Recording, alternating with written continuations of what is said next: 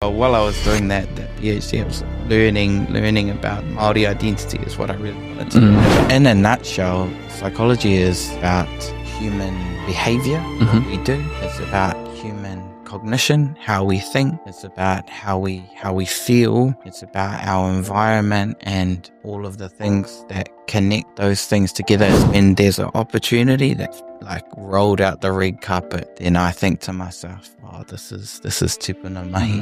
And it's crazy to me because clearly we need lots more Kaupapa Māori clinical psychologists. Basically that our indigenous ways of being and healing and wellness are like this. And clinical psychology is like a little part of that. And what's missing in that space is how do we go from like 0 to 10 rather than focusing on like the negative 10 to 0 all of the time. One thing I don't think as people we do often enough is just think about ourselves.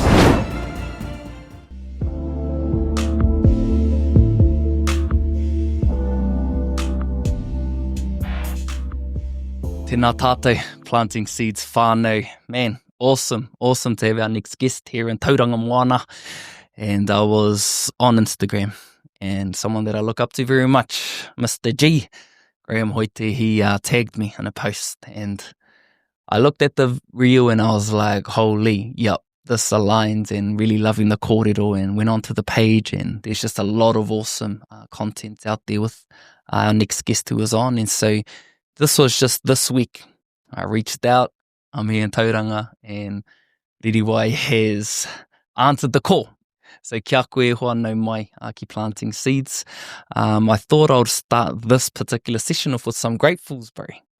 So I'd like to, before you introduce yourself, just would love to hear something that you're grateful for, brother. And then I'll go and then I'll get you to introduce yourself after that. Oh, man. That's a beautiful way of introducing the kaupapa. To be honest, bro, I'm grateful for every day. I'm grateful because gratitude, or having a heart of gratitude and being able to appreciate just everything in life helps us to, for me anyway, helps me to not stress or worry too much about what could be or what I might be trying to achieve in the future, but being present today. So yeah, I'm grateful to be here. Yeah. Grateful. And I'm grateful for friends. I've been, traversing through some trenches more recently, and there's just been some really good friends around me that have been very supportive in this time. And I pride myself on being a good friend as well. So being on the other end of receiving tautoko, that's been like a beautiful thing. And so I just want to express gratitude to my friends, to my whānau, and even just, like as you say, grateful for every part of every day, but also just for the challenges that come in life as well, because there's a lot of hua challenges. There's a lot of things that come out of it. Yeah. And it's just an awesome way to reflect on, are we courageous enough to be able to sit in that challenge to then eventually see what that hua is rather than avoiding it. So yeah, I'm grateful for that courage that's there in me as well. So thank you, bro. Beautiful to start off our kōrero in that way. So I'm just going to pass it over to you, like ko waikwe, bro, and some of the arms that you have that that are attached to what you do, so kia koe te wā. Oh, ngā mihi. Well, speaking of hua, I'll have a koha here. It's a little power shell with a bit of a tohu on it. So this power shell is one of a few that I got made when I finished my PhD. And as I was working through my PhD in psychology, I had some interviews with some really people that I respect. So I made them some power shell. And on the shell, the kōrero here is ko te kai o te rangatira he kōrero. And also the power shell, the colour of the power shell, and the tohu. The power shell is obviously a big colour scheme, I suppose, for us in Kaungunu. So that represents that. And this tohu here is the tohu of our kura kaupapa Māori o Wairarapa. Wairarapa. Yep. And obviously when you're talking about hua, hua of the paua is the kaungunu story. And my old man, he passed away about a year ago, but he was a big diver. Well, so has an extra aroha to me. But yeah, so as a way of introducing myself, I guess. Beautiful, bro. Yeah, wa he rua hau no ngā pātū o te Wairarapa, ko remutaka ki te upoko, ko rangitū mau, ara ko maunga rake ki te rāwhiti, ko tararua ki te uru, nā ki Wainganui, ko Wairarapa tērā. He uri no Ngāti Kahungunu ki te Wairarapa, rangi Tāne o Wairarapa hoki, he aho rua tātou o te Wairarapa, he waiwai anō oku ki Ngāti Porou. Yeah, so my koraua, he was a wee Ngāti. And, so he left home at about 14 and took off down to the big smoke of Wairarapa. And stayed there ever since, and met my nan, and that's how we came to be. So I'm proud, real proud of being a master in Wairarapa boy, born and raised in Kohanga kura kaupapa Māori, wharekura. And Wairarapa is where my heart is. Yeah, and then I suppose that I always have a big long story about my sort of. I guess before that, I married a Australian woman, and when I went over there to live for a few years, so we have four beautiful tamariki. So papa, son, brother, one of 9. Wow. Yeah. And I don't often tell people this. I'll let them figure it out for myself. But my mum is Māori Fox, so I owe a lot to her, even though she's a bit sometimes. My mum and my dad were a bit of a power couple, because my mum was really invested in education. So she was, her and her mum, they really invested in really wanted us to achieve in education. My dad, though, he was a shearer, so he was a hard-working man. He would take a towel to work every day too, actually, and like 3 changes of singlets, because that shearing industry is mahi, mahi there. And I spent a little really competitive too, eh? Yeah, the shearing when space. You get into when you get into I was never. My dad called them show ponies. Yeah, the ones who go through the shows. They're awesome though. They're amazing. It's an amazing industry, but really hard-working industry. So the way that I sort of described my upbringing was marrying the intensity of that hard work in the shearing industry with education that my mum fed into us. And so I put a lot of hard work and energy just into education, because it was important to them, so that meant it was important to me. And I ended up doing I should first say that I tried to do a degree in engineering and failed. So I took some time away, went over to Australia for a few years to try and figure it out. Worked in an abattoir, worked in the meat works for a couple of years, and it was fine. I didn't really worry about it too much. But it got to a point where met a Aussie girl, and then we got married, and then we had basically this, do we want to stay here and I can, do this hard work in mahi. Really, I didn't mind it, but also I knew that I had the opportunity to go back to uni if I wanted to do that. So we decided that we'd come back here and go to uni, and I'll go to uni. And in that decision-making process, I thought, I tried engineering because it was the thing that I thought would get me a good job. But at the back of my mind, I thought I really would like to try, learn about people and stuff. I think that would be interesting to me. So after having that experience, I thought, okay, if I'm going to go back to study, I should study something that I think I'm interested in. Yeah. So I went into psychology, came back, studied psychology, and just loved it. Just really enjoyed it. And as I enjoyed it, I did well. I think there was a bit of a correlation between enjoying what you're studying and what comes out of it. Yeah. And then we had, as soon as we came back, we had been trying for a little while, a couple of months to have baby, and we couldn't. We didn't at the time. And then pretty much like a month, maybe 2 months after we got back, my wife fell pregnant. Wow. Yeah. So we named our oldest boy Tohu Mairangi, sign from heaven that we were in the right place, making the right decision. Choice. Yeah, and it's ended up being that way. So you were becoming a papa as you went back into study. Yeah, bro. Right. Yep. So first baby was born during the mid-trimester test. Yeah. So it was like juggling like first year of study with having baby. It was hard. Yeah. But it was like I had this extra drive, this baby, and I was like, I got to do everything I can to make sure that this baby's going to have a beautiful future. Yeah. So it was actually probably more drive. The other thing that was interesting is that we moved back in with my parents, and that was in Masterton, and I was going to study in Wellington. In Vic. Yeah, Victoria. Vic, yep. And that was back in the days where there was no video thing, so we had to be there in class all the time. I was on the train for 2 hours to get there, and then 2 hours to get home. And lots of people was like, man, it must have been hard. And it was like hard to be away, but that study time was real good, just being on and sitting in tow, and soaking it all in on the way in and on the way out.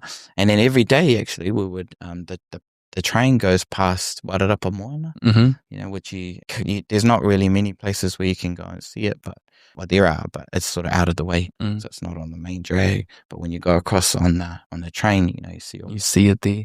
Yeah, so it was a beautiful time, really. Yeah, and then I ended up doing my undergraduate degree, and then did well enough that I wanted to do a little bit of extra postgrad study, so I did that.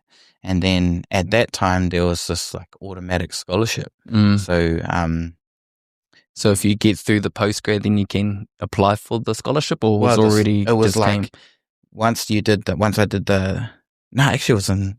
did the fourth year, just actually stepping back a bit after the 3 years there. Everyone wants to do clinical psychology. It's just the thing that everybody wants to do. I wasn't sure at the time whether or not I wanted to do that, just because I'm interested broadly in psychology. So clinical was one element that I was interested in, but I also was interested in other things. And I decided that I would apply anyway, because one, it's really competitive. Two, we need lots of Māori and things like places. So I applied thinking, I don't think I'll get anywhere, it's so competitive. Yeah. Turns out I got into the program, and I was like, heck, I guess I better be doing this thing. Yeah. So that fourth year was that clinical year, and ended up doing, so clinical was like three years, 1 year in class, 1 year training, and then 1 year in the community. I did that first year in the classroom, learning about all of those things. And then after that year, there was an option for me to go and do a master's and then do the rest of the clinical stuff, or put that to the side for a bit and do a PhD. So coming back to the PhD scholarship, I did well enough in that fourth year where they basically said to me, if you want a PhD scholarship, you can have it. Wow. Yeah, because when you get to a particular grade average, they offer you a scholarship. So I got one of those, and so I was like, should I do PhD, or should I go continue the clinical training, be a clin psych in the next 2 years, and be in that space? Yeah.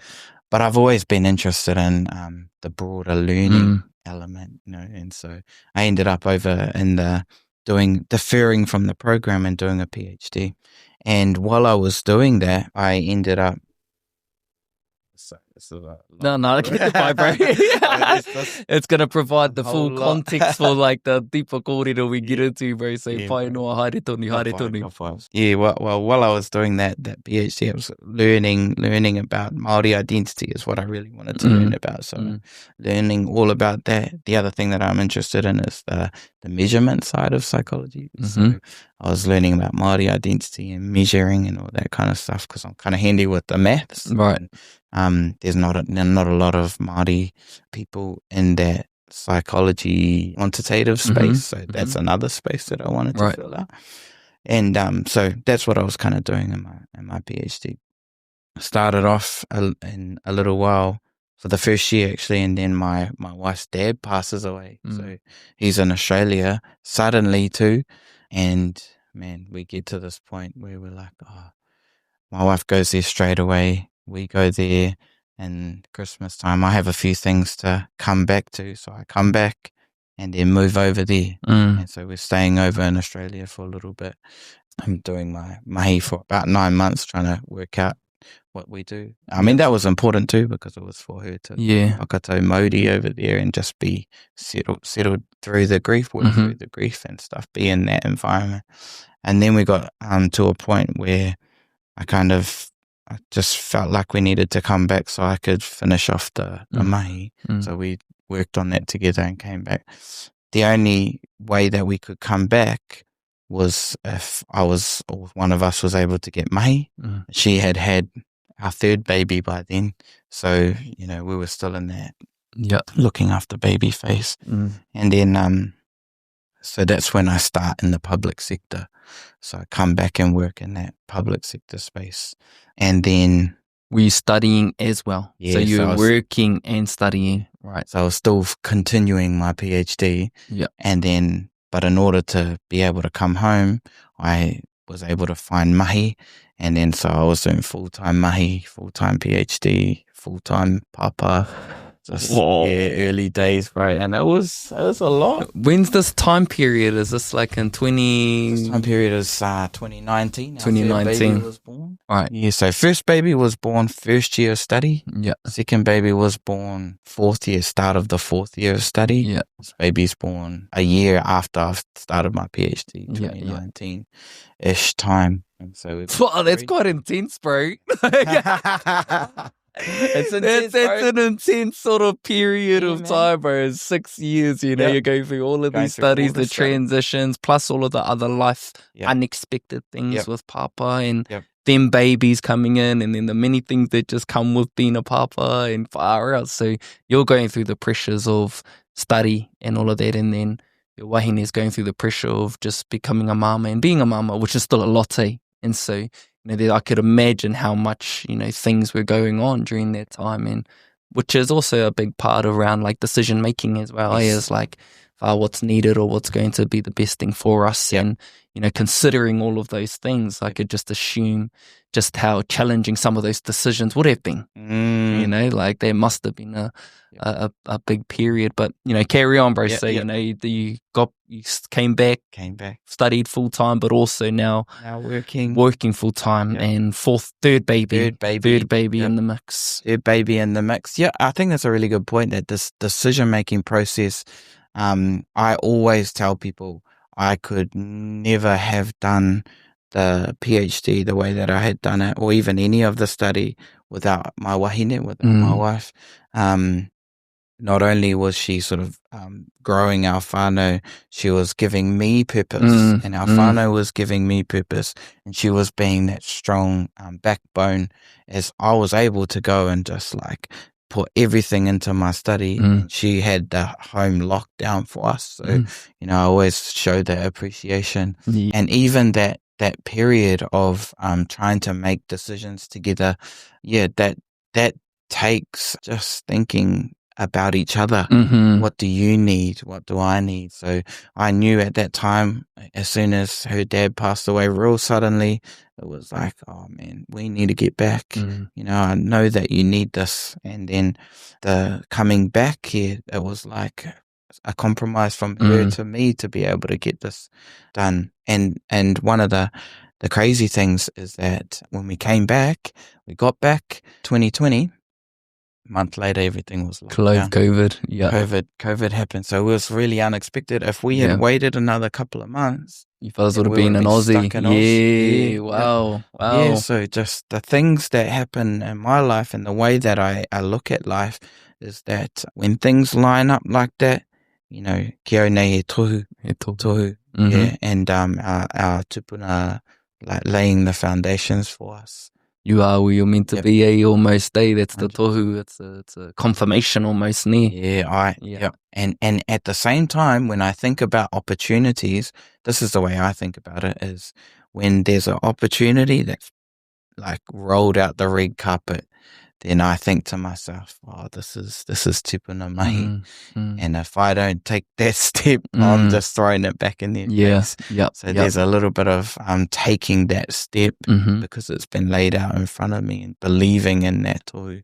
And that's just how I live my life. And it's sort of led me down where I've believed that I should be and have been. So coming back from Oz, moving the whānau back and then moving into that working study life. It was quite a lot. Kids were getting up to school age, and so starting school and all of that kind of stuff was new beginnings again, and just trying to navigate everything all at once. But it was working out. It was, we had the mahi side of things was growing. It was like I was being able to continue to put effort into that area, and the study, because I had started it and set it on a trajectory, it just needed continual effort because it was almost like rolling by itself. So it was good that I can put effort into here. And then the way that I did it was basically I did a working day, and then I did the kids, putting kids to bed. And then after the kids went to bed, it was something like 8, 9 till about midnight. I would start. That was the mahi for studies time. So I would be in this system, this process of just making sure to dedicate my time to the whānau, dedicate my time to mahi, and then dedicate my time to the study. So time management had to be on point, eh? Has to be on point, bro. Has to be on point, And I would love to say that it was me, but I think what happens when you get placed in those situations is that you almost are forced into for the better managing your time, because otherwise it just all gets chaotic, and so it was just a way of dealing with that. So I've managed to be able to do that, but the good problem was that I started to advance as well in this side of things. I'm still doing my mahi then and advancing, and what happened is what came to a head pretty much when I finished was coming to the end of my PhD mahi. I had choices to make. It was go into the academic world. It was stay in this public sector world and, move up. Keep climbing the ranks there. Yeah. Or go back into that clinical world, because I had moved away from the clinical specific and moved into the more broader psychology. And that was a hard decision. And it's one of those like, it's good to have options. It's also hard to have options. Yeah, I see what you mean. What do you really want? Yeah. When you get to that point where you could have anything that you want, it sounds like a good thing. And it is a good thing. But it's also a really hard thing, because you have to be really introspective. It's like, this lane is going to like drop me some income, and so I'm thinking, okay, but my whānau might suffer if we take this lane that drops income, but future could be higher. So there's a whole lot of so much that goes in, eh? Yep. So what I ended up doing was going back to like what you were talking about earlier, going back to the heart. Where's my heart in all of this? Because sometimes the practicalities, they almost get in the way, which is the best option. And it's like, what do I feel? What do I really want? And what do you innately know though too, eh? Because you almost know you know the path you should be taking, but as you said, we can often fall into the distractions of the shiny lights or what other people are doing, and they can sway us or what we know. So I like how you said, came back in and followed the heart. And where did that lead you, bro? Like what ended up coming from that? Yeah, well, that led me into moving into the academic world, and that was applying for a lecturing role up here at Te Whānau Waikato up in the Tauranga campus. And that meant sort of sacrificing going back into that clinical route, which I kind of really wanted to do to be in that gap, but it just didn't work out. Like there was like, there was a few different things, but one of the major things is like, that is going back to full-time study, and which is like, you can't work with that type of study. And I had tried for ages, like looking around to different health organizations, people that I had been working with, and saying, look, can you pay me a salary while I finish this off and I'll come back and work for you afterwards? But it just never happened, never worked out. And it's crazy to me, because clearly we need lots more Kaupapa Māori clinical psychologists, but when the barrier is a lot higher, or there's a lot more. To be honest, bro, what I believe is that if you ask people to put some skin in the game, that's when the values come out. So what I interpret from that is the space of Māori clinical psychology or health in general is we say we want more Māori clinical psychologists, but we'll do this much, but we won't necessarily do as much as is needed to fulfill that. Yeah, because it costs too much money, because we don't actually, but I don't know what it is. And this is me interpreting. So, I'm like, I don't know how much I'm supposed to say about stuff, but that's just my interpretation of the situation that I personally was in at the time. But again, coming back to tohu, it's kind of like, maybe that's not for me. And this other pathway into academia just sort of turned up that there was these roles coming up in the Tauranga area, and I was like, oh bro, it was open, so it meant that you could be from like lecturer to professor. And I thought in my head, there's not enough academic jobs in psychology. There's going to be tons of people applying, and I probably won't get a look in. But I had a mate who's recently passed. His name's Damien Scarf, and he pretty much said to me, just put your head in, bro. Like he's an associate professor. He was an associate professor down in Otago, and we did some collaboration together. And sometimes it's like when someone else believes in you, and you don't more than you believe in yourself. Yeah. Sometimes. So I that's often the case though too, eh? We usually do have people around us who believe in us more than we believe in ourselves. But that's the nudge that we need just to remind us about like, man. And the thing that I do in those situations is if I don't believe in myself as much as people around me, I entertain. I entertain their belief in me, and I'm just like, okay, why do they think that? And then that just pulls me back up into a space where I'm a bit more confident in that direction. Yeah, so I like how you said that because I can resonate with it big time. Yeah, bro. Yeah. So I just threw my hat in the ring, and I thought, oh yeah, we'll see what. Yeah, the worst thing you can do is go, sorry, we're not. And that there's nothing wrong with that.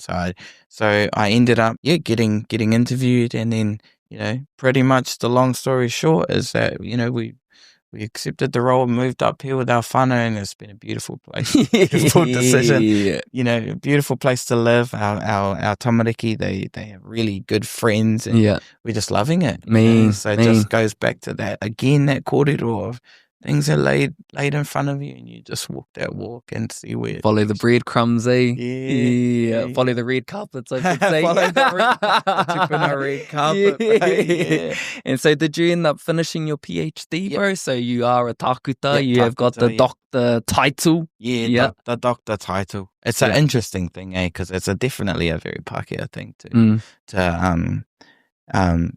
be status recognized based on some kind of mahi that you do, whereas in our wild Māori there's status recognition for different kinds of things, but it's not weighted the same. So the mana is pretty much the same in senses. And when you're saying that, like back in the like everyone had a role, everyone had their mana. It wasn't like a hierarchical thing. The times that I love having the title though is when I'm trying to find a house to rent. Bro, honestly, that's how. Because we got 4 kids, man. We got 4 kids, and but renters are like, oh, I don't know if I want to give this fellow with 4 kids. So you just, kia ora, my name's Doctor. My name's Doctor. I'm a lecturer. Oh yeah, and I have 4 tamariki. We'll just use their language at the start to sort of like soften the blow. A little bit of games. That's the world that we live in. You have to.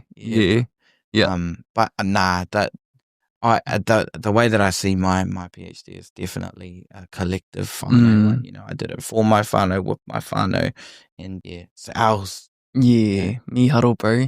Would love to get into the nitty gritty of your actual mahi, which is psychology, but also kaupapa Māori. Can you essentially just like break down the two, bro? Like, what is psychology, you know, because I think there's a generic understanding without like fully like knowing what that is, you know. And then we've got Kaupapa Māori, and then like talk about how you've been able to synergize those two. Psychology is at its core, it's pretty white, like it's pretty Pākehā because of the roots where it's come from. And so I always recognize that, but I always also think that there are benefits or there are strengths in everything. So from this perspective of kaupapa Māori and psychology, it's always about looking for what's the strengths inside of it that we can lean into and build from. But in a nutshell, psychology is about human behavior, what we do. It's about human cognition, how we think. It's about how we feel. It's about our environment and all of the things that connect those things together. It's about the brain, and the long story short of psychology is that it's super broad. Yeah. Like really, really, really broad. And everyone who does rangahau will take up a little space inside of there and focus on that, whether that's they want to really focus on the brain or they really want to focus on the way that we think. So just as an example, there's a big difference between what's called cognition, or the way that we think, and the brain processes. But people often like mix those two together. And clearly there's a relationship between like certain brain functions or areas of the brain and different aspects of how we behave. But you can study them separately. You can study how people think without having any thought of the brain itself. And the way that traditional, I guess, psychology works is that people will take up a little space, one of those spaces, whether it's behavior, because even in the area of behavior, people think about like what we do as, you know, how we do more of stuff and how we do less of stuff. And sometimes it's related to how we think, but even, especially like say dog training is one of those things that you could look at in terms of psychology / behaviorism, is like what makes the dog bark less. And that's a part of psychology as well.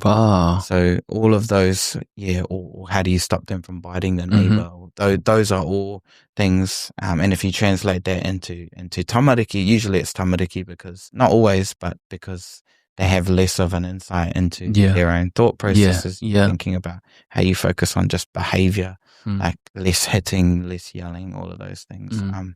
The best psychology is when it's all mixed in together, when you take the cognitions, the behaviors, and you learn from the best of those things to improve someone's well-being. Because well-being is interconnected, eh? Yeah, 100%. Like it's all interconnected, whether it's, you know, like your physical, there's probably something within in the mind that's creating that cause or whatever's happening, or like whānau, like there's usually, like as you say, like well-being is holistic. But like as you're saying, psychology has a way to be able to connect those certain things and aspects, which brings understanding, you know, for people who might be going through hardship or might be going through challenges, is being able to sync. You know, is that something that happens in the space? Is like you're looking at the outcome, whether it could be, you know, challenges in life, and is there a way to recognize the patterns and the cycles, and then usually going into, okay, so what happened when you were younger, just to try and better understand, or so they can better understand themselves. That's usually the world of clinical psychology. Clinical psychology, that the only one of the major downfalls of it is that it usually focuses on major negative experiences. And it's trying to like get someone from a -10 to a 0, so back to normal type mai as much as possible. And that's quite loud at the moment though too, eh? You know, like trauma is quite a used word at the moment, you know, or vulnerability, and they have space, but it's probably more aligned to, you know, like what you're saying around clinical and people who are in the well-being space, that, you know, there's a lot of like trauma and healing focused. But is that what you're seeing as like there could be other ways of actually supporting people rather than going down that particular path? I think it's just that's one pathway. You know, and one of the major learnings that I had as a person thinking about whether or not I want to go back to finish clinical psychology training or not is I went to a conference called Healing Our Spirits. It was an Indigenous conference, and I was literally in the middle of trying to make this decision while I was at the conference, and it was all like Indigenous First Nations people thinking about like holistic healing and their sort of traditional approaches and things like that. And I remember sitting in there thinking, there is so much wisdom in Indigenous ways, and it's not to, I think what normally happens is people think clinical psychology is this, and Indigenous sort of ways of healing might be like a subpart of that, which is, recognized as important amongst the suite of things that clinical psychology can offer. The way that I reinterpreted that was basically that our Indigenous ways of being and healing and wellness are like this. And clinical psychology is like a little part of that. And it has its importance. Like it's really useful, especially in crisis, helping to see, helping people to manage, de-escalate, de-escalate or recover from trauma or live in a way that they can manage. It's almost like trying to get people to manage to live in this world. And what I have always been interested in, and part of my rangahau was about cultural identity and well-being, trying to find that connection and make that connection clear and measure that connection. And what's missing in that space is, how do we go from like 0 to 10 rather than focusing on like the negative 10 to 0 all of the time? That's a really important space because there's so many people that are struggling. But I want us to stop there. How do we push forward into thriving? And so I guess that's one of the reasons why I thought it's not the end of the world if I don't finish this clinical training, because if I go back to culture, identity, Kaupapa Māori ways of thinking about the world, I can include thinking in that space, but I can also broaden into the holistic.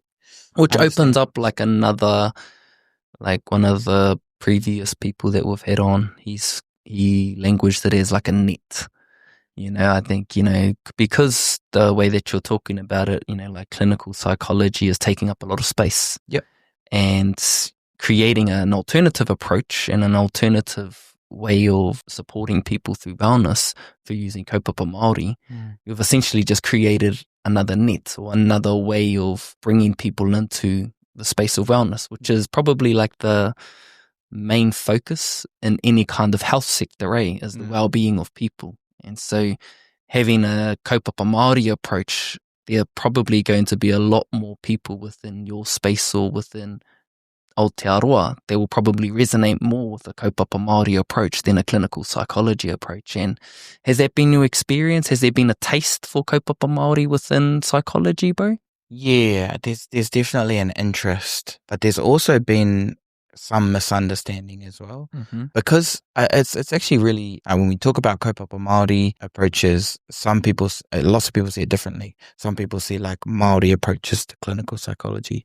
Some people see like Māori approaches to psychology. Some people look at it as mātauranga Māori itself. And all of those things are they're all important and all relevant, but there's not necessarily a clarity of understanding when it comes to talking about what is Kaupapa Māori psychology. And it actually stems from a lack of depth of understanding, like you mentioned before, about what is psychology in the first place. And also, what are we talking about when we talk about Kaupapa Māori? Yeah. And that's a hard one too, because Kaupapa Māori is a lot of the times we think about, or I hear people talk about like traditional ways of being. And one of the things that I've learned over the years of learning about Kaupapa Māori is that it's not a traditional term.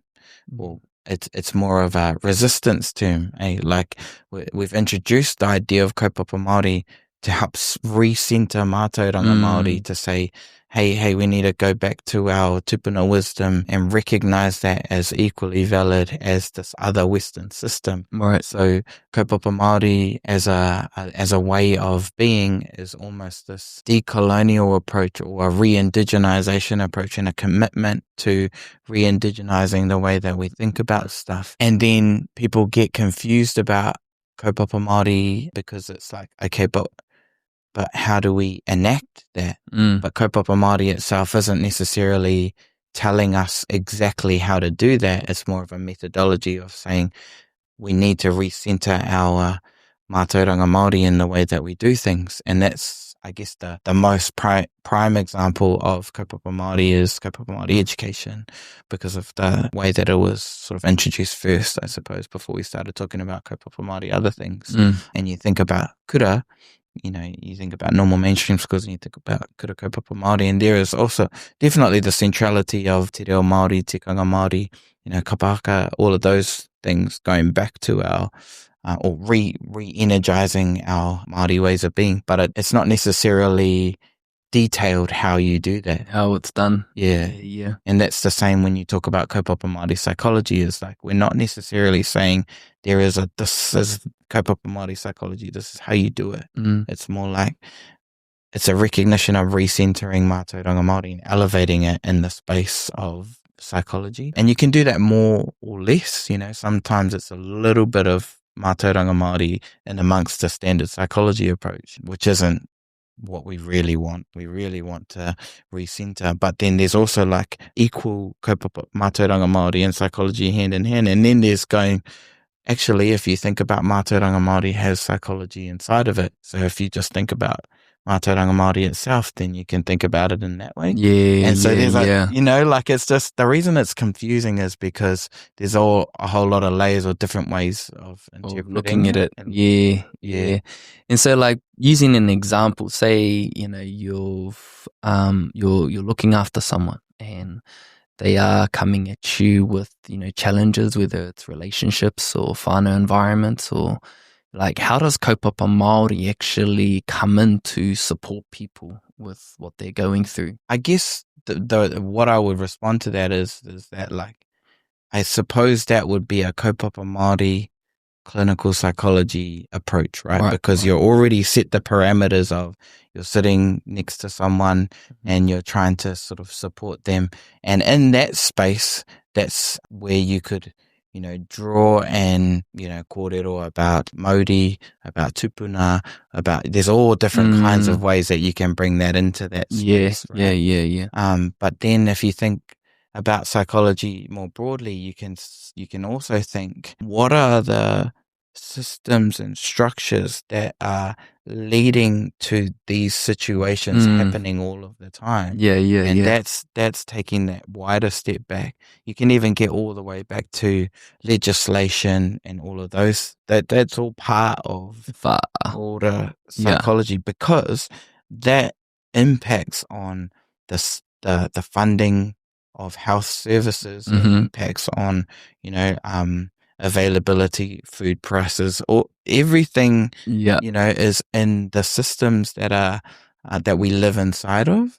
So we can go to that individual level. We can also take that broader approach. Or we could look at schools, for example. So there's so many layers to it. And I think what part of the job of kaupapa Māori psychology teaching in the university setting is to help people step back and step back again and step back again and see how we, the situations that we are in, impacted by the society that we live in, which is impacted by history of colonization, but not just saying that, because I think a lot of the time we will say, colonization, XYZ. But part of the process is to go tohunga suppression act, shame with moko or things like that going underground. And so now we don't have as many people with it, and now it's being revitalized. And so now it's becoming cultural identity focus for people to recover that. And so you can track that from that legislation from that time, but it's complicated. It's hard to do. You gotta think of so many things, so many variables. Like when I shared the example about an individual, like an individual could be going through their own thing, but as you said, when you actually look at like the history and you're seeing things broader, like it might not even just be that thing that they think it is. It could be like these things that happened like long ago, but now you're just being impacted by all of the things that have happened in the past day. And that's not to say that like the treatment approaches help to. That's why I go back to those treatment approaches help them live today, and that's really an important part of things. And I'm not trying to diminish that because that's really important mahi. Yeah. But it's only part of the mahi that we need to do. We also need to look at whānau level things, and then we need to look at social, what's our community doing, and just keep looking broader and broader, just to be able to acknowledge that we all live in a system. We all live in systems, and systems are, you might pull a lever over here and it changes something all the way over there, but we are blind to it most of the times. We don't really think about what is happening on this side that's causing things on Is the other that side. talking more into like the subconscious part of the mind, like we doing things like it's automated, like a lot of it's automated, and then we find ourselves, in situations that we've been in before, and even if they're unfavorable, we're there again, and oftentimes we just don't even know why, and so do you use any breakdowns of the conscious mind and the subconscious mind in your line of mahi, or does that? There's a lot of that in psychology, and that especially like going into that clinical space as well. But I think rather than thinking about the conscious and the subconscious, I think it's most important for us to become more self-reflective. Right. So yes, we act a lot without thinking about that, but I think that it's less that we need to manage our subconscious somehow and more make it conscious. Like one thing I don't think as people we do often enough is just think about ourselves and think about where am I at today, because you're too busy going through the motions of every day. You get to the end of the day and you're like, man, I'm had it, I might have a drink, or man, I'm had it and I might go and lie down. But we don't often go, man, I'm had it. What was my day like? What are all the things that contributed to this day? How am I going to be able to manage that for tomorrow? What thing can I put in place to be able to do that? What is actually causing all of this feeling? So, as people, we feel a lot. And I think it's just a process of like, how, if everybody understood how what's contributing to how we feel as a society, we would make better decisions, because our decisions will be made based on the things that impact on how we feel, and we would make decisions that support us to feel better most of the time. I like that because when we do have that time just to check in, it's like, okay, I'm feeling a little bit depleted, and you can only do so much on an empty cup until something happens. Like it might be a physical injury, it might be a breakdown in your marriage, it might be something out of your control, like your car breaks down or whatever, like there's so many variables that can happen if you're depleted and you're feeling a little low. And just having that time to check in is so important, because like when I've done it in the past, like it just happened like more recently, like my wife wasn't too happy with me about something and didn't resolve it for the day, and so I was festering on that, as I was going about my day and just thinking like things would come up, and then I'm just like, okay, this is taking a lot of my energy, and it just took me just to check in with that. Okay, I knew what I did wasn't right, and I need to right that wrong by either apologizing and showing up and doing that. All of that other stuff that was going on internally like wasn't there, but that happens so much throughout everyone's lives, because it is chaotic in many ways. We all have responsibilities, but when we give ourselves enough time to check in, we can, as you say, manage things a bit better, I've been told off numerous times by my wife about like, if I snap, we're just in a normal day, blah, blah, blah. We're playing with the kid, or the kids are playing, and I got short and I just like sort of shouted, and she was like, what? Like, and I think that was too much. And then that's given me an opportunity to go, yeah, actually that was over the top. And then think about from then on, go, why was that reaction? And then go, okay, so I was short because I've been stressed. My cup is low. And then that I think we do that sometimes. That's usually the first step, but the second step is, so what do I do now? Yeah. How do I take some time out or do something to uplift myself so that I can be back to being a good present papa that's not sure. So those are the two things, and I think the first thing is the recognition, but also the second thing is like, do we know what it is that feeds our Māori? Do we think about often enough, like, what are those things that help us to elevate? Or if we're going too hard out, we need to settle down. What are the things that we do to like calm us? Whakatauwairua. And then once we have those two things, we can go, oh yeah, I know my Māori is a bit low at the moment, so I need to do that thing that helps me to elevate, whether it's to go and see friends or whatever it is. And everyone's going to be different. Everyone has their different ways of responding, but it just means that we need to learn them, and we need to continue to be thinking about this kind of stuff, because if we don't, and this happens a lot when we don't, our natural reactions will just take over. Yeah. And we'll just be that person that is whatever it is that day is taking over us.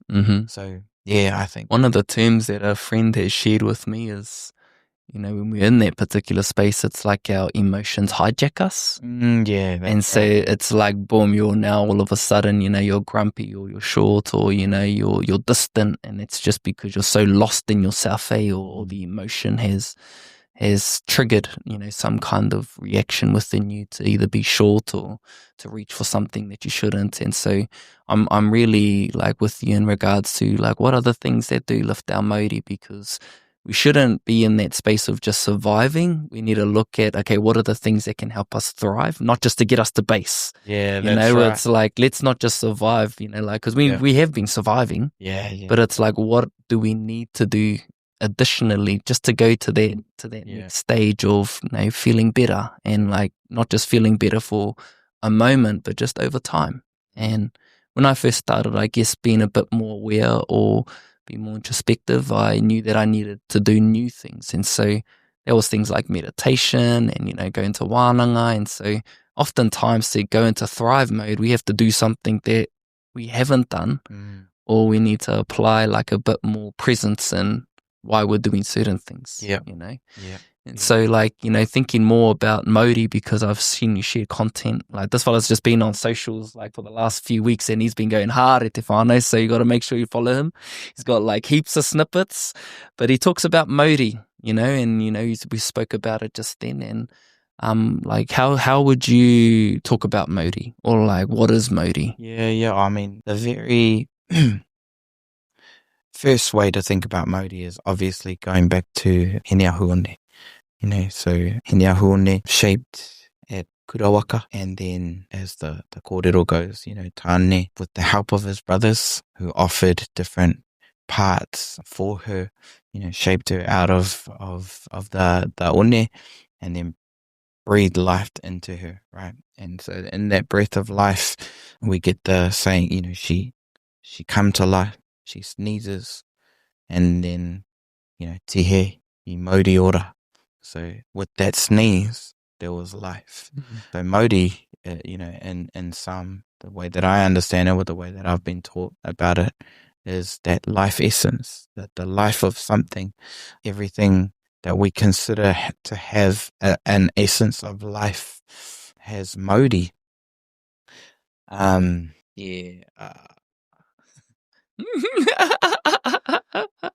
It's deep, bro. Like it's deep, but yeah, I think that's the essentially where I see the beginnings of Māori, and Māori ora. The other thing that I love is that when we were doing Kaupapa, so I performed for Te Rangiora Wairarapa 2019, and this year just gone, and our fearless leader, Te kōrero. The man, bro. talks us talk every noho is a wānanga and it's mean. But one crack up thing that he talked to us about was the Māori of each marae. So we would go to each marae and we would practice at the different marae. And he was like, that's not an accident, We're going there to be fed. Our kapa is to be being fed by the Māori of the whare, and we're also feeding back to the life of the whare. And we got told off for one of our marae doesn't have very good showers and it's close to town. And he's like, everyone going back home for showers, there's Māori in those little drips. Māori in those little drips of the whare, the showers that are dripping down and can't get hot enough and whatever. But that is it. Like the whare has life, the marae, the pā has life, and we feed that life by being in that space, and it feeds us as well, So our kapa, it was there on Matatini stage to represent our hapori, our area, and all of the marae in it. You guys stayed at so we go and stay at those places, and we take that to the stage. So that's another way that I look at Māori. I should also say that the kōrero that been sharing, especially about this framework called Māori Ora Taipari, was something written by two clinical psychologists, one Moana Waitoki, Professor Waikare Moana Waitoki, and Dr. Andre McLaughlin. And I think it's a beautiful model because, one, it feeds in Māori as a kōrero, but it also talks about Māori like the tides, tai timu, the tide goes out, tai pari comes back in, and they talk about like Māori tau being sort of this middle ground, but Māori oho being sort of when you're in a bit of a heightened, energized state. And so, that's really helpful for you if you need to get some stuff done. And then Māori noho, in a bit of a relaxed state or a bit of a reflective state, and it's really helpful for you to re-energize, recharge, reflect. One of the key things of that cool framework, though, is that, if you think about the tides, you can say, like low tide, because that's when all of the kaimoana are there and we can go get them. But each tide has its purpose. And every day it goes out and it comes back in, and it goes out and it comes back in. And none of those states of Māori are inherently good or bad. So, there's a purpose for being in Māori oho. There's a purpose for being in Māori no. And every day we move between those states of Māori up and down. The problems that arise are when we get stuck in a particular state. So you get stuck in Māori noho for too long, and then you might start to ruminate, reflect too much. Too much of anything is never good. You reflect too much, and then you start to ruminate, and then you might get down to a bit of a depression, I like that. If you move up into Māori oho and you're going handies for too long, you're going to burn out. Yeah. So the way to think about it is, every day you should be going up and down, and Māori tau is that nice middle ground. But even then, like, how do you stay in Māori tau? You don't necessarily want to stay in Māori tau, because do you have enough to get stuff done? Are you being reflective enough? So you want to be able to move between all of those states. So that's the beautiful part of that model. Yeah. What comes to mind is a saying that I've also heard, and it's like, everything is neutral until we give it meaning. And it's the same kind of kōrero around like what you're saying, because all of those are natural states, like Māori oho, Māori noho, Māori tau. But as you're right, like when we're in that Māori noho state and we actually pour too much into it, like we put meaning on it and say, man, I should be at Māori oho by now. I need to be productive. I need to be da-ra-da-ra-da-ra, because that's the way we've been conditioned to be, in a sense, is I need to get after it. I need to be a high performer. But when you're in that kind of space where things are happening, whether we were talking about it before, the empty cup, that's a sign for us to be like, okay, we need to check in with our Māori, like rather than trying to be where we're not. It's like, okay, I need to just be a bit more chilled out. I need to give back to myself. And then all of a sudden we rise back into Māori tau, and then boom, we then get enough energy to go into Māori noho. So I like that framework. That's cool. And I like the whole, I like how we can reference, say, the taiao and the natural rhythms and the natural order. Because if we're in sync with it and in harmony with it, it does reflect our own Māori, because as you went to marae, like you essentially are giving life to a marae as a marae is giving life to you. And the same as with our elements, if we're in tune with it, we're in tune with the Māori of those particular spaces, which then can help us sort of like get back into that space. And another kōrero that I would like us to go into, bro, is you have your own framework. I sort of saw it in your bio. Is it why? Or is that what? Is that so? What's that, bro? That's just I've been trying to come up with a name for my lab for the rang. Oh, right. So my mates, all of my academic mates, they have a cool fancy name. Yeah. Rangaho, and I was like, oh man, how do I? And I thought, what do I do? And I was like, oh yeah. So it's pretty much identity and well-being. Well-being and identity. Why? And it kind of connects to that. It also connects to, Ririwai. So I was like, oh yeah, that's pretty smart. Yeah. Nice. Trying to give myself kudos. But yeah, bro, like that's just more of my my rangaho is to really think about what is culture and what is cultural identity, and how does that feed our well-being, and it's important because I think we don't talk about it enough in terms of the complexity of identity, and we get confused about what we're talking about when someone says somebody is more Māori or less Māori, and obviously it's almost like a derogatory thing to say, but there is some kind of thing that someone is trying to say when they say that, but we don't quite know it, so we just take offense to it. And so my whole rangaho aspect was really just to really detail what is being culturally connected. So I, as a kohanga reo kura kaupapa whare kura kid, I had this as I was doing my undergraduate and then going into what am I going to study. I thought, as a person who comes through that cultural connection pathway, I wanted to show that cultural connection has well-being benefits for it, because I was sick of seeing the statistics of Māori who, with the health, prison statistics, all of that kind of stuff. Just winning in all the wrong things. And I thought, look, potentially it could be that us people who are more, because of my upbringing, I thought if you were more culturally connected, maybe there's a buffer there. That was so essentially all I wanted to do was measure that and then try and do some stats to be like, is there a buffer there? So that's pretty much been my whole thing. Did you find anything within that, and have you been able to measure in terms of, like, say you've got two people here, you've got someone who is culturally connected and someone who is Māori but not culturally connected. Have you been able to find something within that around their well-being?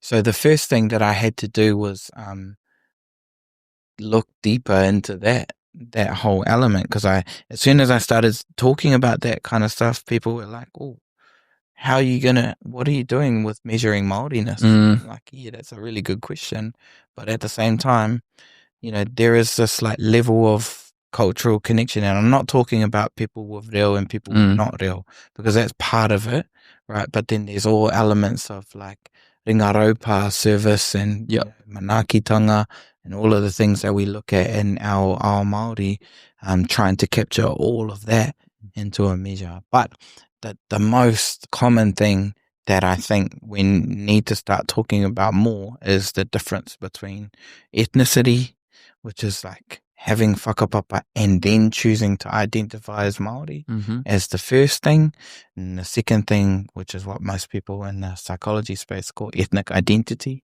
and that's proud to be Māori type stuff. Because you have people who identify, well, first of all, you have people who have whakapapa Māori who don't identify as Māori.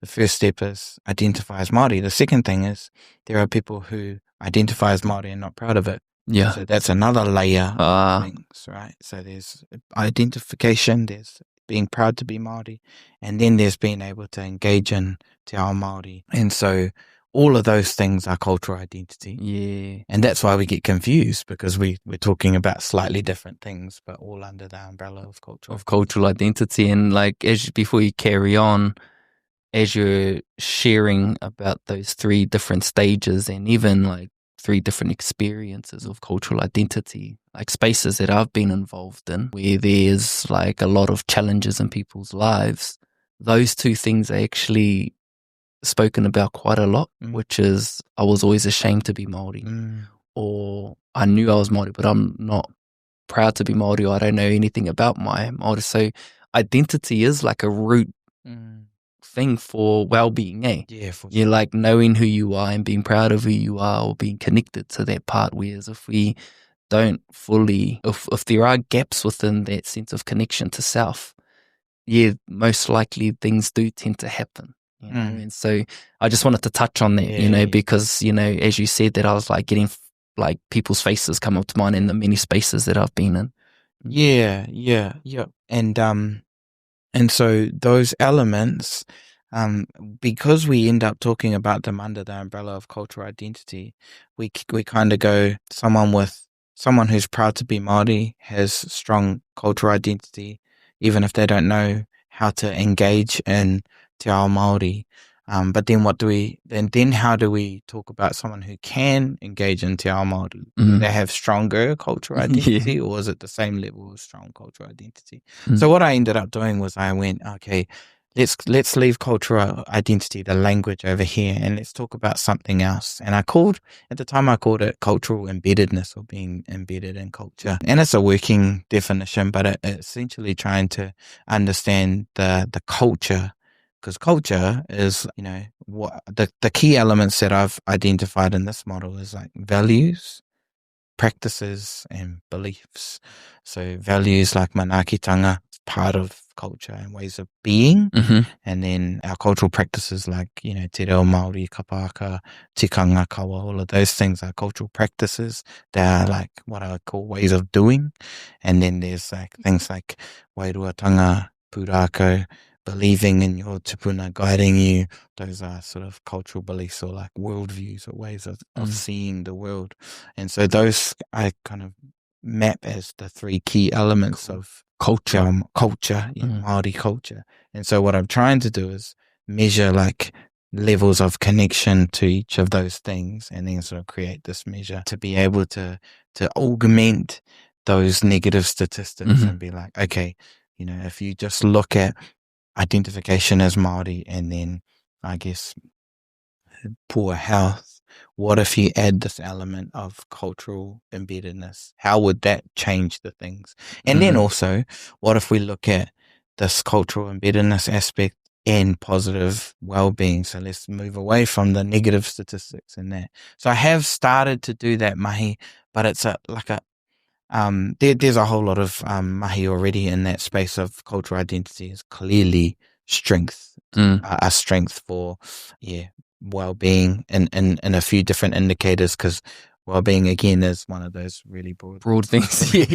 What do we mean when it comes to measurement, bro? You have to be really specific what you're measuring. So there's things like subjective happiness, which is not necessarily well-being, part of it, but then there's life satisfaction, just different types of well-being. So when it comes to this type of psychology measurement approaches, you kind of have to look at different elements of well-being and connect to that. So that's ongoing mahi. And what I love about the mahi that I get to do is that I can do this every day. Continue to look into these things. And actually what I'm doing at the moment in our wānanga is coming back to this concept of Māori cultural embeddedness and thinking, did we get it right the first time? Do we need to make some adjustments and things like that? And also going back to that Mauri Ora Taupari framework, is like this model that I've got, it doesn't have the pūrākau-ness to it that sort of Mauri Ora Taupari does, and I think I need to try and add that, because to me, going back to what is kaupapa Māori and kaupapa Māori psychology, that's what is part of it, being able to story our concepts in a way that helps us to really think deeply about it, and almost like get it without fully getting it, Yeah. You know, like when you have a framework and concepts on a whiteboard, you know, that's there and it can be jargon, but then when you add a pūrākau, it's like, oh, I get that. You know, like it helps to simplify it or gives it a bit more flesh at least, So, man, that'll be a cool element. But I like that breakdown. And like, as you say, you know, well-being is so diverse. And I think the word that comes to mind that's associated to well-being for me is like fulfillment. So what fulfills me might not fulfill the person down the road. And so that's why there's different variables of what well-being is, you know? And so for you as a researcher and for you as a doctor, it's like you have to go into all of those different things to measure it correctly, and appropriately. So, man, this has been a delicious wānanga, bro. Just been going over an hour and it just feels like we're just scratching the surface, to be honest. We're just scratching the surface and the rain is starting to come down. But yeah, I wish we could carry on a little bit more, but I might actually have 2 questions, bro. And the first one is going to be around the kaupapa brother to brother that I've been championing, I should say. I mean, it is just for our brothers who are perhaps going through a tough time, and, you know, this is a likely time of struggle. You know, the pressures of summer, the pressures of Christmas, the pressures of no work for a little while. Man, that pressure can feel quite heavy at this time. And so I just wanted to create a segment in each podcast to kōrero with Tāne, about some of those challenges, whether it's personal things or whether it might be something to, you know, support the bros who may need it at this time. So when you think about brother to brother and you think about, you know, the challenges, or you think about the pressures or the many plates, you know, that we tend to spin, or the weight that we carry on the shoulders, what are some things that come to mind that you feel would be good to share here, brother? The first thing that comes to mind is that I was on the phone with my brothers last night. 2 of my brothers, one of them was, well, actually both of them going through a bit of a tough time at the moment, and having that kōrero. But I mentioned, our papa, he died last year. He was a obviously sharing man and really, really tough fella. Now I don't think I remember the "I love you" from my dad. Maybe, but it doesn't. But I also didn't need to hear it, because I knew it, because of the way that he was with us. And when I say I don't need to hear it, I meant I could feel it anyway. But in the last little while, actually since then, my 4 brothers and I, and also my sisters, but especially our brothers, because we have 5 boys in a row and then 4 girls in a row. That's how the splits, we started to become a bit more vulnerable with each other, and just saying, "Love you, bro."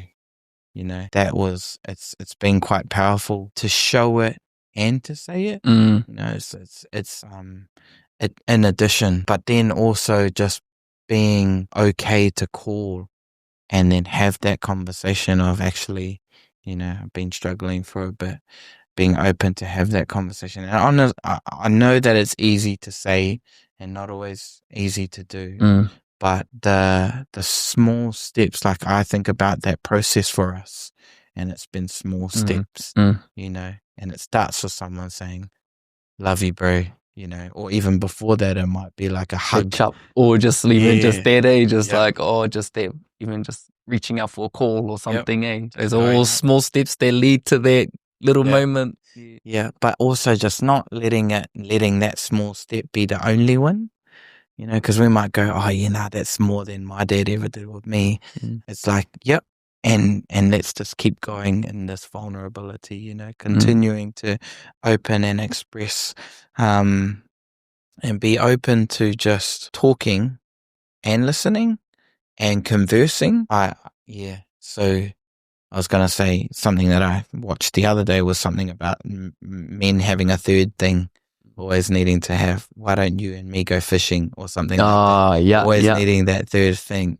And I think, you know, we don't always need that third thing. You know, can you just call to call, you know, and catch up to catch up? But again, I go back to the thought that it's easy to say, because a lot of us have come through that parenting style. You know, what is being a bro? What is being a man? And it's so often this masculinity understanding, and I know it's changing, and it's beautiful to see that it's changing. But it's still there, though, It's still there. And is, like, within your line of mahi, is vulnerability a big part of well-being, bro? You know, because vulnerability suggests that, you know, there's something that needs to be shared, and it's being honest. And sometimes it might not be received, or there might be shame associated to it, but their vulnerability, if it's not expressed, it's doing something else.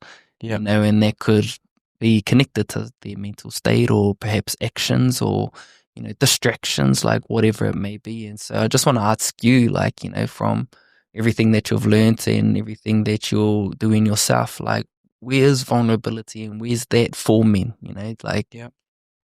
Yeah, I think you make a really good point, because vulnerability, the word itself, assumes that there is something that is hard to say that needs to be said, or is like you need to open something up because there is something that's scary inside of there. And maybe, like, just being open versus being vulnerable might be a better conversation, because, you know, vulnerability, it kind of feels like you're opening something scary. Yeah, I like that, bro. Because actually, to me, it's more about, just being free and feeling free. And the reason we talk about it as vulnerability is because it's hard to be free. But it's kind of like if we focus on the thing that's hard, then it gets harder. So potentially it's just helping our brothers to feel normalize the kōrero, the conversation. And it even might start with you going, bro, I had a hard day today, you know, and I'm talking about, like, I'm not talking about I had a hard day at mahi and my back sore. You're saying, oh, bro, my mental health is just not great today. And that's normalizing that type of kōrero so that it doesn't become a scary conversation. That's cool. They'll come to mind when you shared that, you know, from it being vulnerable and scary to just being open. We spoke about it at the start, where it's usually like -10 to 0. Vulnerability almost fits in that category, like in terms of, you know, what we associate to vulnerability. But open is like just from like 0 to 10. Yeah. You know, like, just you're not scared. There's like more courage actually just to be more open. And so I really like how all of that just synced up in, for me, that frame, just that mental frame of being, actually just be more open. Because as soon as you say vulnerability, it's just like boom. It's like it's not just shut, bro. There's a padlock, and you know what? That's going deeper and deeper. You know, like it's usually like a few extra chains go around. Hui taiki is happening. You know, so I like that, bro. You know, just even shifting in language. Like, language is like quite important, And because things are so connected, and what language we're using, like if we even just shift how we're saying things or what we're thinking about, that has another component towards well-being. Like, what are we speaking over our lives? Like, how are we talking to ourselves? Or what's that internal dialogue? Like, far out now, as I'm talking with you about this, bro, it's just so many other pathways are just opening up, and how it all just relates to it, you know? That's the beauty of psychology as a discipline, but also just it's a process of thinking about people and behavior and thoughts, and language is one of those major ones. And sometimes people think it's really PC, the way that we use our language, but it actually makes a really, really big difference, you know. And I think about, say, gender diversity for an example, where, or even just, you know, rainbow community. If you think about, like, every time we talk about parents, we talk about mum and dad. Because that's the normal as in like normative thing. That's just a really sort of quick example of how, when you're in a minority, languaging can make a big difference.